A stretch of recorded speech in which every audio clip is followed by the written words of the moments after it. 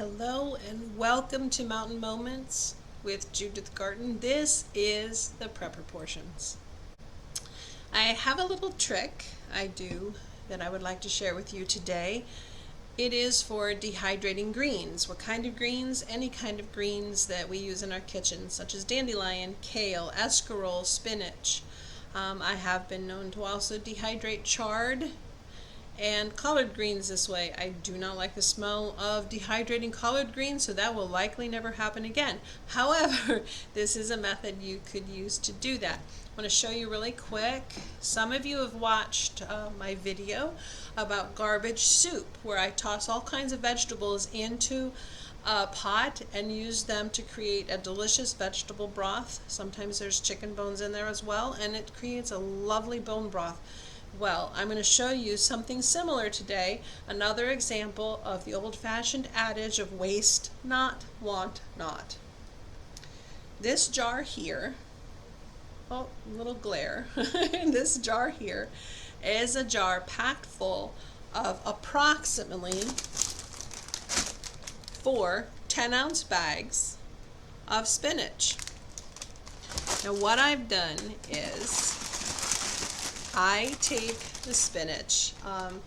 We like to eat spinach sauteed in omelets, soups, as salads, and I usually buy a bag or two every single week. Now sometimes we also buy, like I said, kale or turnip greens, that's another one, and we grow our own escarole and dandelion greens.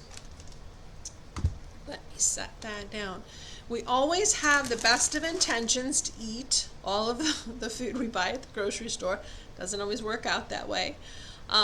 But we have the best of intentions and we don't always eat them right away.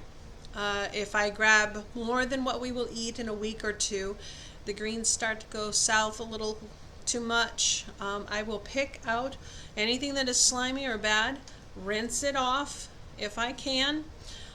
If it looks like it's good, but I know we're not going to eat it in the next few days, and it's looking a little weary, I can do one of two things. Simply wash it, dry it, shake it off. If you have a salad spinner, works perfect for that. Get those leaves as dry as possible. Put them in a thin layer in your dehydrator, which this is the one I use. I'll tell you about it in a bit.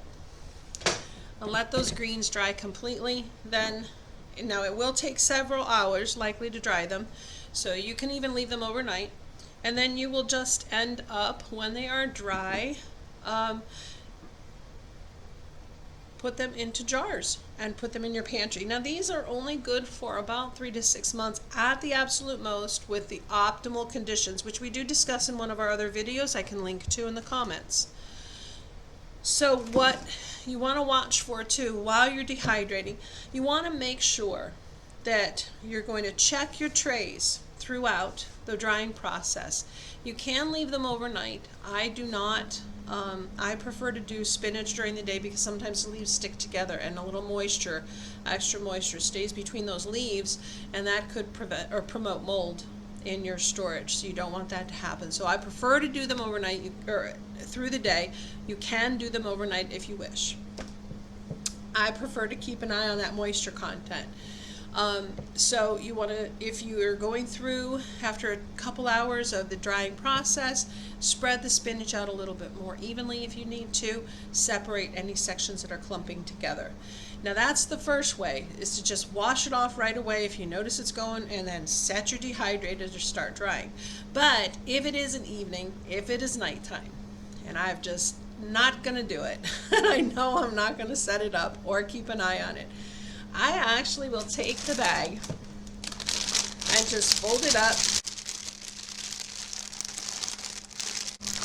put a rubber band on it, and throw it in the freezer. And this is actually a bag of frozen spinach right here. It is crunchy, crispy, and I can break it up if I want to. That is ready to also go on the dehydrator, and I use the same principles as if I'm drying it fresh. Taking these greens from the freezer actually has a habit of removing some of the moisture naturally through the freezing process. I will tell you that when I dehydrate frozen greens of any kind, I use my mesh screens so any small pieces don't fall down into the bottom. But I also, on the lowest rack of what I'm drying, below that rack, I put a tray to catch any droplets of water that might drip down, just as a backup plan. So that is what I do, and it is so simple to do. Now you want to make sure that when you're drying your greens, the right temperature, if it's not humid outside, for fresh greens is 125 degrees Fahrenheit if it's not humid. If it is humid, I will crank my dehydrator up to 135 and let the greens dry completely that way. I do that because sometimes the humidity in the house can get up to about 70 degrees, and we want to make sure that there is no mold promotion in our greens. Now with frozen greens, I do start the temperature at 135 or 145 degrees right off the bat. That helps pull additional moisture out, especially with your fan running on your dehydrator. It's great. And I do that, and then I will do that for about an hour or two, and then I'll check, make sure that they're not sticking together, and I will separate them as much as possible and lower the temperature to 125, checking periodically to make sure that they're drying well. Now a lot of people do not know what to do with their dried spinach once it is done. It is so easy to use these crumbles anywhere you need to or want to. You can hide them in so many foods, slip them in on your kids who won't eat vegetables or won't eat spinach especially. The nutrients in spinach are so great. They're high in nutrients, so you want to slip it in soups. I make a chicken ramen, and I can just grab a handful of sprinkles and throw them in. I think it's really neat because I only have to use about a tablespoon, and it blows up in the sauce so nicely. You can slip this into your spaghetti sauce. We call it gravy, red gravy.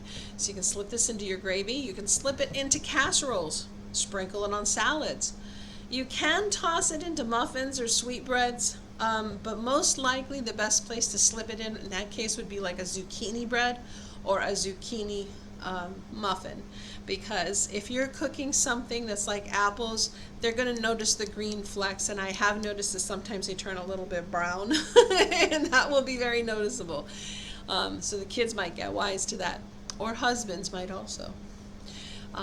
So you want to make sure that. Please note that your dried spinach is only recommended to store for up to 6 months, and I say 3 to 6 months, and that is under optimal conditions. Remember, barring light, see, I used a clear jar, so these are not going to last as long. Light, heat, humidity, your temperature, watch those things, and again I will link to the video below discussing that. Just think though of the hidden nutrition you can slip in on yourself and your family by using this. I also know people who take a tablespoon and put it in their smoothies and don't even notice it's in there. Can you dehydrate spinach in your oven? Yes, you can, especially if you have a oven that has a dehydrator setting or is a convection oven, and as long as your temperature goes down to 150 degrees or lower. If it's over 150 degrees, you will likely cook the spinach, not dry it. You don't want to do that. So it has to be 150 or lower. If you haven't been able to pick up a dehydrator for yourself as yet, it might be a great option for you to try your oven if it has those settings. If you haven't picked up a dehydrator for yourself and you would like to, please see my advice in our video on drying herbs, because I discuss my dehydrator more there. I hope this has sparked you into learning how to store dried greens for your family, for yourself, and that you will incorporate these things into your food supply. Blessings and shalom.